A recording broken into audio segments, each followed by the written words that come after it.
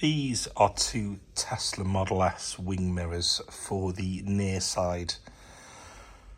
So in the UK, it's the passenger side. So basically, this is my original mirror. There's nothing wrong with it, except it doesn't fold any longer. So what I've done is I bought this mirror.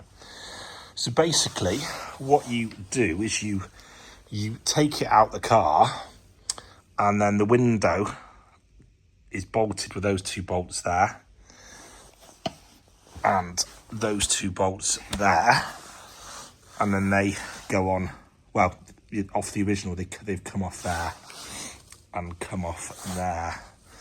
So the idea is now this will slot in. There's a bit of trim to go over there. I've swapped my glass over. I've got my connections.